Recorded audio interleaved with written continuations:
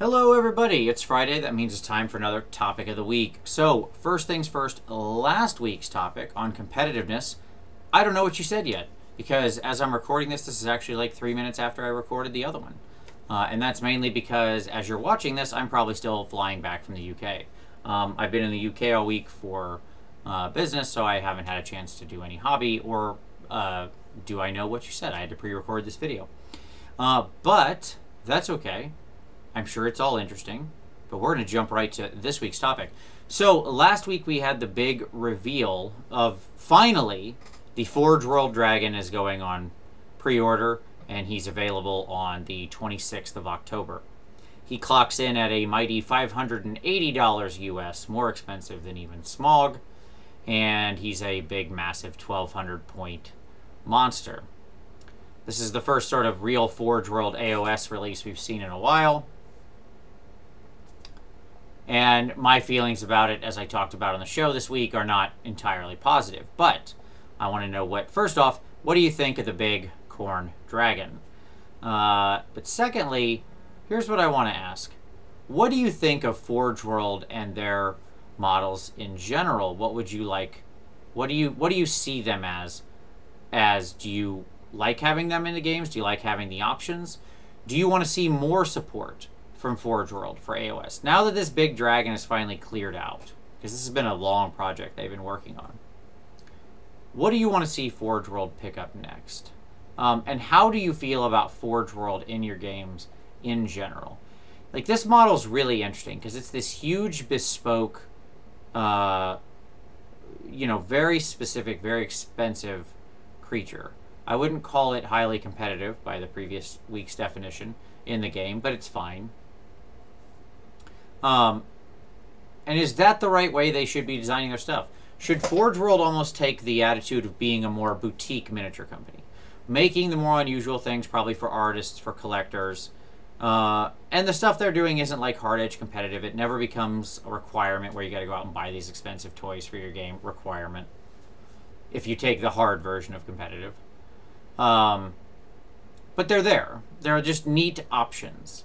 I think that's how they kind of are right now. But I'm interested to see what you think. What's the appropriate role? And that's really the topic I want to discuss this week. What's really the appropriate role for Forge World within Age of Sigmar? What would you like to see them be doing broadly? Not a specific miniature, not a specific range, but broadly. What's the role they fill? Because if they make stuff that's actually really good and really, quote-unquote, competitive, and it's really expensive, does that become too much of a tax? Because that stuff's much harder to get a hold of than, say, your normal GW stuff that you can pop down to the local store and grab. What should they be doing? What should they be making? And how should we see Forge World in the game of Age of Sigmar? I'm not sure I know what answer I think is my answer. To be completely honest. But I think if I had to take a swing at it, and I'm willing to be moved on this, I would like to see them keep making unique, big things. And I think that should be their role in AOS. Nothing that ever becomes required. They should be supplementary. That's the best word I can think of. Maybe they have kits and add-ons for existing stuff to turn them into other things. So that's a big popular thing in their Horus Heresy and 40k stuff, where you have different shoulder pads and things like that. Not really as common in AOS, but maybe there's space there you can play in, where again, that's, it's optional, right? It's supplementary. Same thing with the monsters. I don't know that I want any of them to be like super highly competitive, however we're defining that. But I think it's interesting when they make cool other things that you can do that are maybe interesting to artists to paint.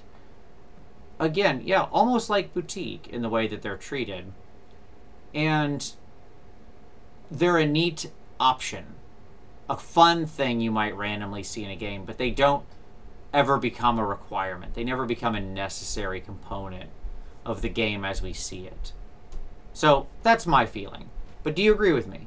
Would you like to see them do a lot more, make a lot more stuff? Would you like to see them become a bigger part of the game? And if so, does that mean that they then have to be easier to get a hold of?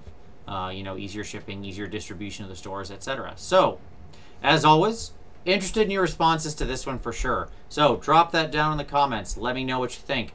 Make a response video. If you do, I'll link that down there too. You can always return to this video and find all the response videos linked down there, as well as last week's video and all the responses to that. But as always, appreciate you watching. We'll see you next time.